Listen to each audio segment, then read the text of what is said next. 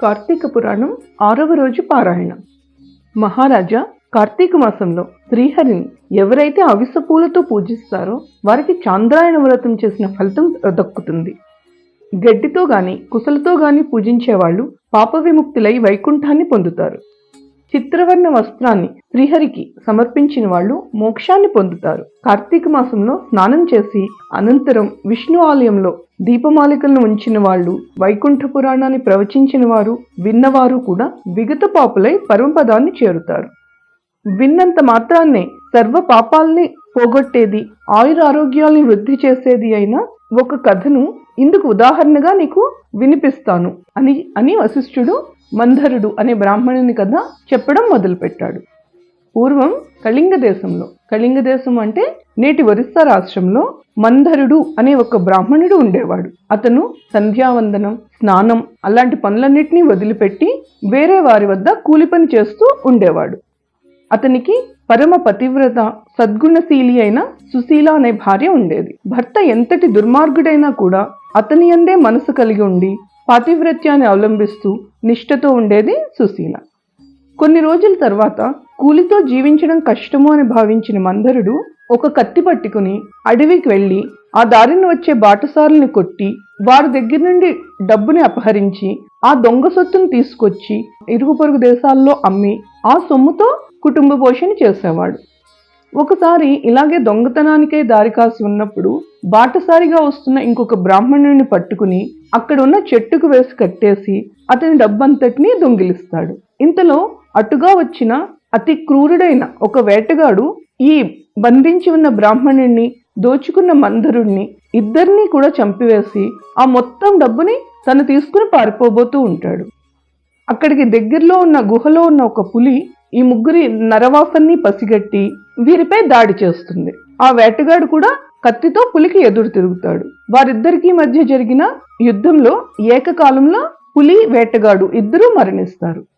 ఆ విధంగా మరణించిన బ్రాహ్మణుడు, మందరుడు, పులి, కిరాతకుడు ఈ నలుగురు జీవుల్ని యమకింకర్లు వచ్చి యమలోకానికి తీసుకుని పోతారు. ఇక ఇక్కడ భూలోకంలో భర్త మరణవార్త తెలియని మందరిని భార్య సుశీల మాత్రం నిత్యం భర్తనే ధ్యానిస్తూ ధర్మవర్తనతో, హరిభక్తితో, సజ్జన సాంగత్యంతో జీవిస్తూ ఉండేది. ఒకనాడు ఎల్లవేళలా హరినామ సంకీర్తన చేసుకుని సర్వజీవులయందు దైవాన్నే దర్శించేవాడు నిత్యానందుడు అయిన ఒక యతీశ్వరుడు సుశీల ఇంటికి వచ్చాడు. ఆమె శ్రద్ధాభక్తులతో అతనికి భిక్ష వేసి, అయ్యా, నా భర్త కార్యార్థి అయి వెళ్ళి ఉన్నాడు, ఇంకా ఇంటికి చేరలేదు, నేను ఎల్లవేళ్లా అతని ధ్యానంలోనే కాలం గడుపుతున్నాను అని విన్నవించుకుంది. అందుకు ఆ యతి, అమ్మా, ఆవేదన పడుకు, ఇది కార్తీక పౌర్ణమి మహాపర్వదినం. ఈ రోజు సాయంకాలం నీ ఇంట పురాణ పఠనం, శ్రవణం ఏర్పాటు చేయు. అందుకుగాను ఒక దీపం చాలా అవసరం. ఆ దీపానికి అవసరమైన నూనె నా దగ్గర ఉంది. నీవు ప్రమిదని, వత్తిని ఏర్పాటు చేసినట్లయితే దీపం వెలిగించవచ్చు అని సలహా ఇచ్చాడు.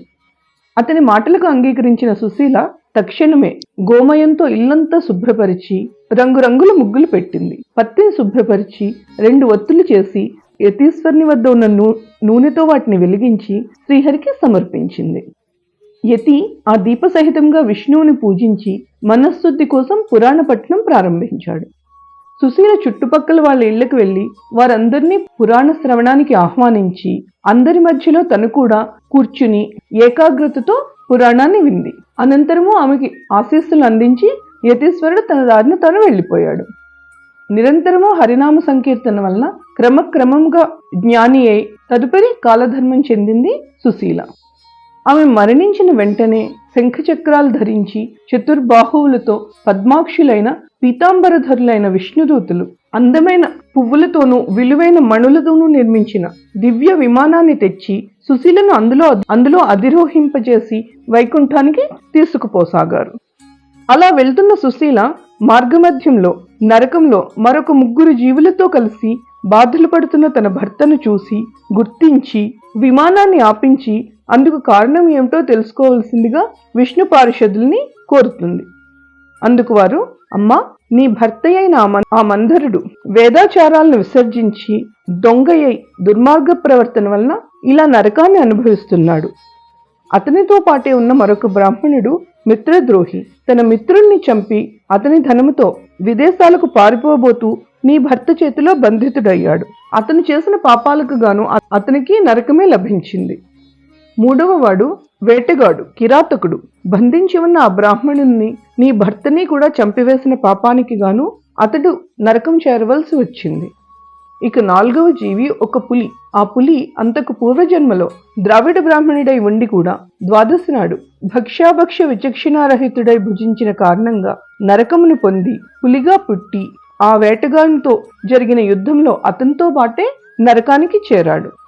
ఈ నలుగురి నరకయాతనలకు ఇవే కారణాలు అని వివరించారు. సుశీల విష్ణుదూతల్ని చూసి ఏ పుణ్యం చేసినట్లయితే వీరికి నరకం తప్పుతుందో చెప్పమని కోరగా, కార్తీక మాసంలో నీ చేత ఆచరించబడిన పురాణ శ్రవణ ఫలితాన్ని దారిపోయడం వల్ల నీ భర్త, పురాణ శ్రవణార్థమే నువ్వు ఇంటింటికి వెళ్లి ప్రజలను పిలిచిన పుణ్యము దారిపోయడం వల్ల మిత్రద్రోహి అయిన ఆ బ్రాహ్మణుడు, ఆ పురాణ శ్రవణానికే నువ్వు సమర్పించిన 2 ఒత్తుల పుణ్యంను చెరిసగముగా ధారిపోయడం వల్ల కిరాత వ్యాఘ్రాలు నరకం నుండి ముక్తిని పొందుతారు అని పలికారు.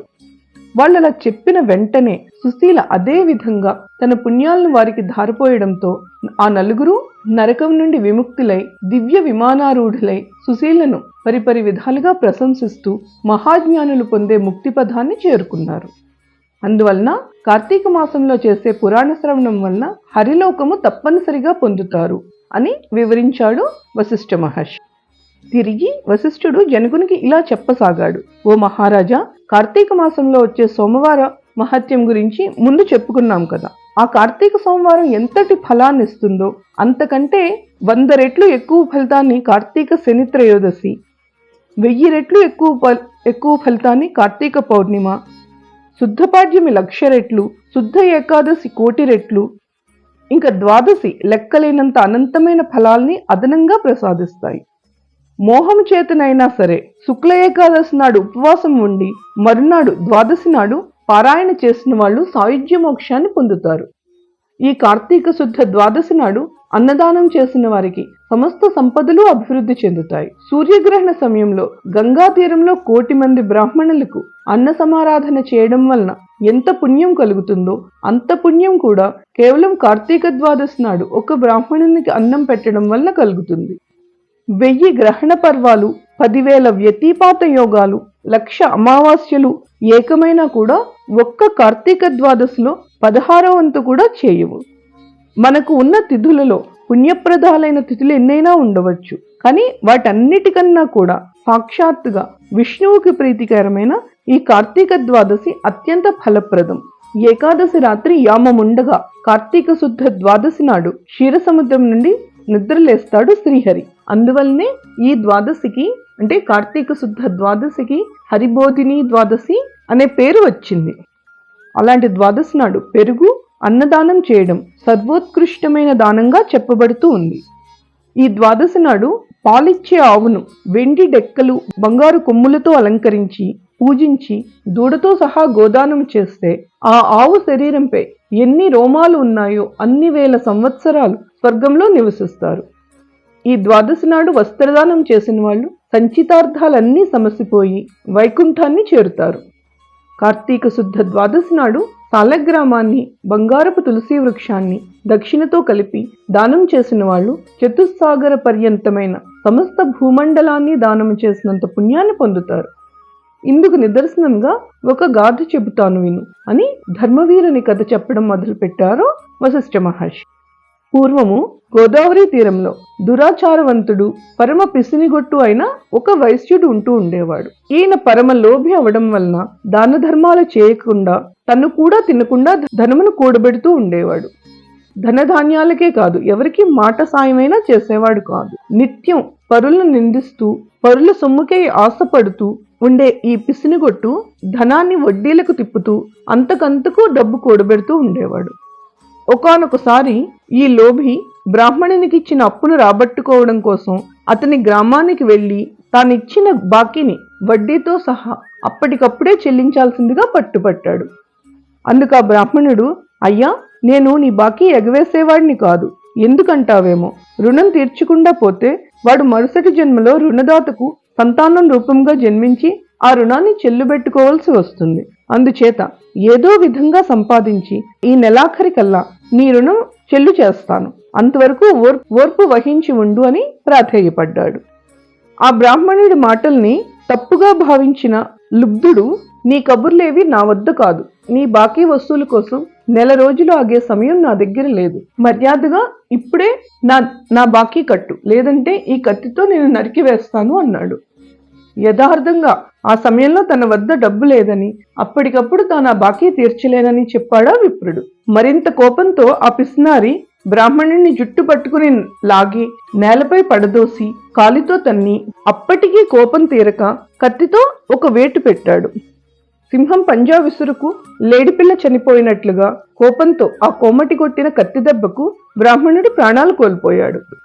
అంతటితో హత్యా నేరానికి గాను రాజు తనని దండిస్తాడనే భయంతో తొందరగా ఇంటికి పారిపోయి గుట్టుగా బతకసాగాడా కోమటి. బతికినంతకాలం గుట్టుగా బతికి చివరికి ఆయువు తీరి మృతి చెందాడు ఆ కోమటి. యమకింకర్లు వచ్చి ఆ జీవుని నరకానికి తీసుకుపోయారు. ఇక భూలోకంలో ఆ లుబ్ధవైశ్యుని కుమారుడైన ధర్మవీరుడు అనేవాడు ఉండేవాడు. అతను మహాదాత, పరోపకారి అయి తండ్రి సంపాదించిన అగణితమైన ధనరాశుల్ని ప్రజాశ్రేయస్సుకై చెరువులు నూతులు తవ్వించి, తోటలు వేయించి, వంతెనలు కట్టించి, పేదలకు వివాహము ఉపనయనము చేయిస్తూ, యజ్ఞ యాగాది క్రతువులను, ఆకలితో ఉన్న వారికి తరతమ భేదం లేకుండా అన్నదానాలు చేస్తూ ధర్మాత్ముడిగా పేరు పొందాడు. ఒకరోజు ఈ ధర్మవీరుడు విష్ణు పూజ చేసే సమయానికి త్రిలోక సంచారి అయిన నారద మహర్షి యమలోకం నుండి బయలుదేరి హరినామస్మరణ చేసుకుంటూ ఇతని ఇంటికి, ధర్మవీరుని ఇంటికి వచ్చాడు. నారద మహర్షిని చూసి ధర్మవీరుడు భక్తి ప్రపత్తులతో ప్రణమిల్లాడు. వివిధ ఉపచారాలతో నారదుని పూజించి తర్వాత, దేవర్షులైన మీరు ఇలా మా భూమండలానికి, అందున నా గృహానికి విచ్చేయడం వల్ల నా జన్మ ధన్యమైంది. స్వామి, నేను నీ దాసుడిని, నన్నేమి చేయమంటారో ఆజ్ఞాపించండి, మీరేమి చెబితే అది చేస్తాను అని వినయపూర్వకంగా వేడుకుంటాడు. అందుకు సంతసించిన నారదముని, ధర్మవీర, నీ శ్రేయస్సుకై చెబుతున్నా, ఈ కార్తీక ద్వాదశి శ్రీ మహావిష్ణువు అత్యంత ప్రియమైన రోజు. ఆ రోజున చేసిన స్నాన, దాన, జప, తప కార్యాలన్నీ కూడా విశేషమైన ఫలాన్నిస్తాయి. కార్తీక ద్వాదశి నాడు ప్రాతకాలమే స్నానాన్ని ఆచరించి సాలగ్రామ దానం చేసేవారు, వారెవ్వరైనా కావచ్చు, ధనికులైనా పేదవారైనా, స్త్రీలైనా పురుషులైనా యతులైనా, వారెవ్వరైనా సరే జన్మ జన్మాంతర కృత పాపాలను దహింపచేసుకున్నవారు అవుతారు. నీ తండ్రి మరణించి యమలోకంలో పడరాని పాట్లు పడుతున్నాడు. అతనికి నరక బాధ విముక్తిని సంకల్పించి నువ్వు కార్తీక ద్వాదశి నాడు సాలగ్రామ దానం చెయ్యు అని బోధించాడు. నారదుడు చెప్పిందంతా విని ధర్మవీరుడు, మునీంద్ర, నా తండ్రి పేరున గోదానము, భూదానము, తిల్లదానము, సువర్ణదానము ఇలా ఎన్నో చేశాను. వాటి వల్ల నివారించబడని నరకయాతన కేవలం సాలగ్రామం అనే పేరు కలిగిన రాతిని దానం చేస్తే సాధ్యమవుతుందా? అయినా ఆ సాలగ్రామం అనే రాయి ఎందుకు ఉపయోగపడుతుంది? తినడానికి పనికిరాదు, అలంకారానికి అదేమీ రత్నము కాదు, ఏ రకంగా కూడా ఎవరికీ పనికిరాని దానిని నేనెందుకు దానం చెయ్యాలి? దానివలన దాతకు కీర్తి ఉండదు, ఆ దానము పట్టిన వానికి సుఖము ఉండదు. కాబట్టి ఆ సాలగ్రామ దానము నేను చెయ్యనుగాక చెయ్యను అని కరాఖండిగా చెప్పాడు.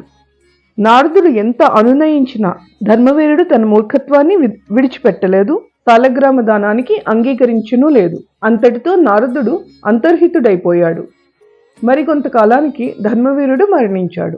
అందరి హితాన్ని కోరేవారు, గౌరవనీయులు అయిన పెద్దల మాటలు అయిన నారద మహర్షి మాటలు పాటించని పాపానికి సాలగ్రామదానం చేయకపోవడం వలన నరకానికి పోయి ఆ తరువాత 3 మార్లు పులిగాను, 3 సార్లు కోతిగాను, 5 సార్లు ఎద్దుగాను, 10 పర్యాయాలు స్త్రీగా జన్మించి వైధవ్య పీడను పొంది తరువాత 11వ జన్మలో కూడా ఒకానొక యాచకుని పుత్రిగా జన్మించవలసి వచ్చింది ధర్మవీరునికి. పూర్వకర్మ వలన పెండ్లి కుమారుడు అనతి కాలంలోనే మరణించడంతో ఒక్కగానొక్క కూతురికి కలిగిన వైధవ్యానికి చింతించి ఆ యాచక బ్రాహ్మణుడు జ్ఞానదృష్టి చేత తన కూతురి పూర్వజన్మ కృత పాపాలన్నీ తెలుసుకున్నవాడై ఆ విషయాలను ఆమెకు సవిస్తరంగా చెప్పి కార్తీక సోమవారం నాడు వేదోక్త విధిగా జన్మ జన్మార్జిత పాపాలని నాశనం చేయగలిగిన సాలగ్రామ దానాన్ని చేయించాడు. ఆ పుణ్యఫలం వలన మరణించిన పెండ్లి కొడుకు పునర్జీవితుడయ్యాడు. ఆ దంపతులు ఇహజీవితాన్ని ధర్మ కామ సౌఖ్యాలతో కలిపి కాలాంతర స్వర్గమును చేరి పుణ్యఫలాలను అనుభవించారు. తర్వాత ధర్మవీరుడు 23వ జన్మగా ఒక బ్రాహ్మణుని ఇంట శిశువుగా పుట్టి పూర్వజన్మలో చేసిన మహత్వపూర్వకమైన సాలగ్రామ దాన పుణ్య విశేషము వల్ల జ్ఞాని అయి ప్రతి సంవత్సరము కార్తీక సోమవార పర్వదినాలలో సాలగ్రామ దానాన్ని ఆచరిస్తూ ఆ పుణ్యఫలంతో మోక్షాన్ని పొందాడు. ఇతగాడి సాలగ్రామ దాన మహాపుణ్యం వలన నరకం నుండి ఇతని తండ్రి కూడా విముక్తుడయ్యాడు. అందువలన జనక మహారాజా కార్తీక మాసంలో సాలగ్రామ దానం చేత విష్ణువు సంప్రీతుడై విశేష పుణ్యాన్ని అందిస్తాడు. ఎంతటి పాపానికైనా సరే సాలగ్రామ దానం చేయడమే సర్వోత్తమమైన ప్రాయశ్చిత్తము. ఇంతకు మించిన ప్రాయశ్చిత్తము మరొకటి ఏదీ లేదు అనడం ఏ విధమైన అతిశయోక్తి కాదు అని ముగించాడు వశిష్ఠ మహర్షి. ఈ విధంగా కాందపురాణ అంతర్గతమైన వశిష్ఠ ప్రోక్తమైన కార్తీక మాహత్యంలోని 6వ రోజు పారాయణ ముగుస్తుంది. ఈ వీడియో ఇన్ఫర్మేటివ్గా అనిపిస్తే ఇలాంటి మరిన్ని వీడియోస్ కోసం సింపుల్ స్తోత్రాన్ని సబ్స్క్రైబ్ చేయండి. లైక్, షేర్, సబ్స్క్రైబ్ చేయడం ద్వారా మన ఛానల్ని సపోర్ట్ చేయండి. మీ సపోర్ట్ మాకెంతో అవసరం. Please like, share and subscribe. Thank you for watching.